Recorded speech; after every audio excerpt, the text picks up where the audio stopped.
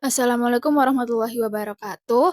Perkenalkan nama saya Sri Melati Putriko dari kelas 11 AK1 akan menganalisis soal materi resensi dan proposal.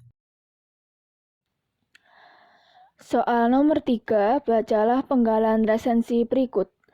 Marianne Katopo juga pernah menulis cerita-cerita dongeng dalam bahasa Belanda waktu ia masih kecil.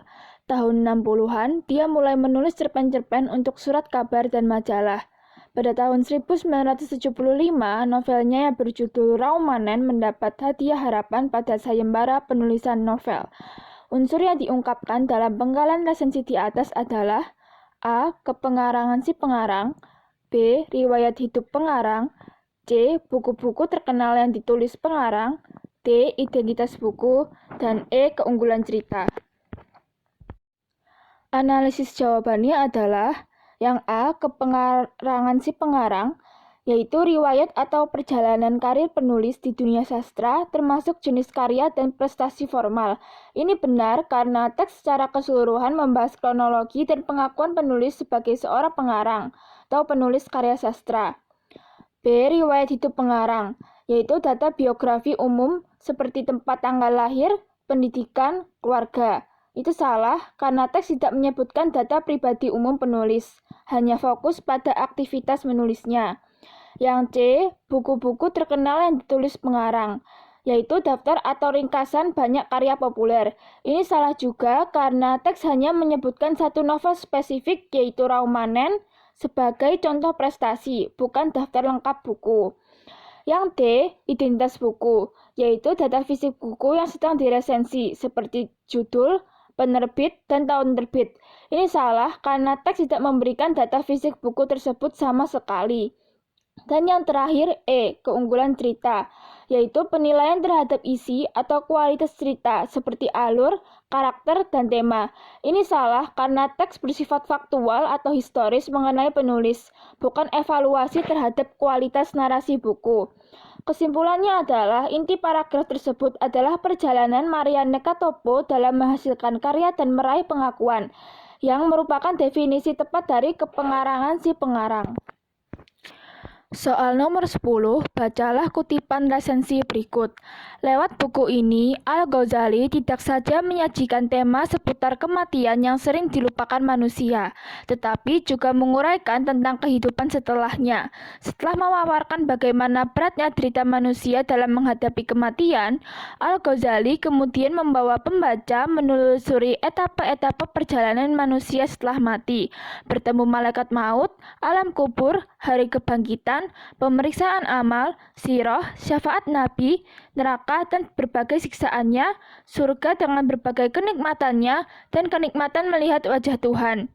Buku yang diresensi bertema A. Kehidupan setelah kematian, B. Orang-orang yang mati, C. Sebab akibat kematian, D. Dosa setelah proses kematian, dan E. Pahala dan kematian. Analisis jawabannya adalah A. Kehidupan setelah kematian, meliputi seluruh proses dan tahapan yang terjadi setelah ruh berpisah dari jasad hingga akhirat.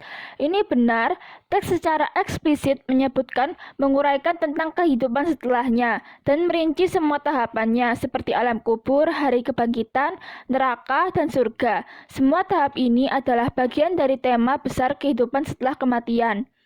B. Orang-orang yang mati, fokus pada subjek atau status orang yang sudah meninggal. Ini salah karena buku ini bukan tentang orangnya, melainkan tentang proses dan tempat atau keadaan yang akan dilalui orang tersebut setelah kematian. C. Sebab akibat kematian. Ini salah karena teks hanya membahas beratnya derita menghadapi kematian. Tapi inti bahasan buku adalah setelah kematian, bukan sebab atau akibat kematian di dunia. Yang D yaitu dosa setelah proses kematian. Ini hanya fokus pada aspek dosa atau siksaan. Ini juga salah karena tema ini terlalu sempit karena buku juga membahas tentang pahala dan kenikmatan seperti surga, syafaat, dan melihat wajah Tuhan yang bukan termasuk dosa. Dan yang E, pahala dan kematian, hanya berfokus pada pahala dan peristiwa kematian itu sendiri. Ini salah karena tema ini tidak mencakup elemen sentral lainnya seperti alam kubur, hari kebangkitan, pemeriksaan amal, dan neraka. Tema ini terlalu terbatas. Kesimpulannya adalah rangkaian ini secara disebut kehidupan setelah kematian atau kehidupan akhirat. Oleh karena itu, A adalah tema yang paling akurat.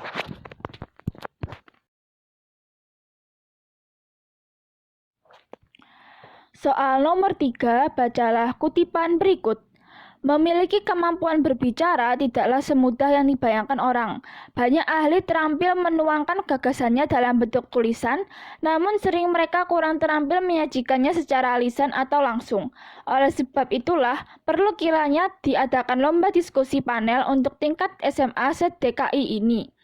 Cuplikan informasi tersebut merupakan unsur proposal bagian A. Pendahuluan, B. Sasaran, C. Tema kegiatan, D. Dasar pemikiran, dan E. Perkiraan anggaran. Analisis jawabannya adalah A. Pendahuluan, yaitu bagian awal yang luas, mencakup latar belakang, tujuan umum, dan manfaat. Ini salah karena teks ini memberikan alasan inti atau rasionalitas mengapa kegiatan harus ada, bukan sekadar pembukaan umum. B. Sasaran, yaitu menjelaskan siapa peserta kegiatan dan berapa jumlahnya. Ini salah karena teks hanya menyebutkan tingkat SMA se-DKI sebagai target audience, tetapi fokus utamanya adalah menjelaskan mengapa kegiatan tersebut perlu ditujukan kepada mereka. Yang C. Tema kegiatan, menjelaskan pokok bahasan atau topik utama dari acara. Ini salah karena teks hanya menyebutkan jenis kegiatannya, yaitu lomba diskusi panel, bukan tema yang akan didiskusikan. Yang D yaitu dasar pemikiran, yaitu menjelaskan alasan kuat atau rasionalitasnya dan latar belakang masalah yang melatar belakangi ide proposal. Ini adalah bagian yang meyakinkan pembaca tentang urgensi kegiatan. Ini benar karena paragraf ini memaparkan adanya kebutuhan, yaitu mengatasi ketidakmampuan berbicara lisan yang menjadi dasar pemikiran utama untuk menyelenggarakan lomba diskusi panel. Dan yang terakhir, E. Perkiraan anggaran, yaitu rincian detail biaya yang dibutuhkan untuk seluruh pelaksanaan kegiatan. Ini salah karena teks sama sekali tidak menyinggung masalah biaya, dana, atau perhitungan uang. Kesimpulannya adalah karena cuplikan tersebut membangun argumen dari sebuah masalah, yaitu kurangnya keterampilan lisan, dan menuju solusi yang diusulkan, yaitu lomba diskusi panel. Fungsinya adalah untuk memberikan justifikasi atau alasan mendasar pelaksanaan proposal. Ini adalah karakteristik kunci dari dasar pemikiran, yaitu terletak di jawaban D, dasar pemikiran. Soal nomor 10, bacalah cuplikan proposal berikut. Kegiatan pembelajaran di sekolah yang dilaksanakan tidak hanya berupa kegiatan akademik. Kegiatan non-akademik pun dapat dilaksanakan, salah satunya dengan kegiatan siswa yang nyata lebih produktif. Kegiatan tersebut merupakan kegiatan yang sesuai dengan jiwa para siswa sebagai remaja. Oleh sebab itu, kami selaku pengurus Rohis SMKN 1 Cibinong bermaksud mengadakan kegiatan pesantren Ramadan di bulan suci yang penuh berkah ini. Kalimat-kalimat di dalam cuplikan proposal tersebut menunjukkan pola hubungan, A. Kronologis, B. Kausalitas, C. Ilustratif, D. Komparatif, dan E. Definitif. Analisis jawabannya adalah A. Kronologis, yaitu menyajikan urutan peristiwa berdasarkan waktu seperti sebelum, sesudah, dan kemudian. Ini salah karena teks tidak menceritakan runtutan waktu, melainkan urutan logis dari ide dan alasan. B. Kausalitas atau sebab akibat, menyajikan alasan yang menghasilkan suatu tindakan atau keputusan yang ditandai dengan konjungsi seperti oleh sebab itu, karena, dan sehingga. Ini benar karena kalimat awal berfungsi sebagai sebab atau alasan, yaitu kebutuhan akan kegiatan non-akademik yang produktif yang ditutup dengan akibat atau keputusan, yaitu mengadakan pesantren Ramadan yang dihubungkan secara eksplisit oleh sebab itu. C. Ilustratif, memberikan contoh konkret seperti menjelaskan ide umum, misalnya seperti contohnya. Ini salah karena teks tidak memberikan contoh kegiatan, melainkan menyimpulkan suatu tindakan berdasarkan alasan yang telah dipaparkan sebelumnya. D. Komparatif, yaitu membandingkan dua hal atau lebih untuk mencari persamaan atau perbedaan.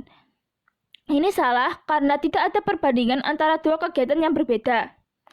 Yang terakhir, definitif, yaitu memberikan pengertian atau batasan istilah, seperti adalah, ialah, atau yaitu.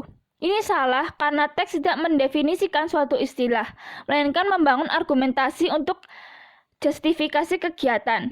Kesimpulannya adalah, pola kalimat dalam cuplikan tersebut secara eksplisit menghubungkan alasan, yaitu pentingnya kegiatan produktif bagi remaja, dengan tindakan, yaitu mengadakan pesantren Ramadan, menggunakan konjungsi kausalitas. Oleh karena itu, pola hubungan yang dominan adalah kausalitas. B.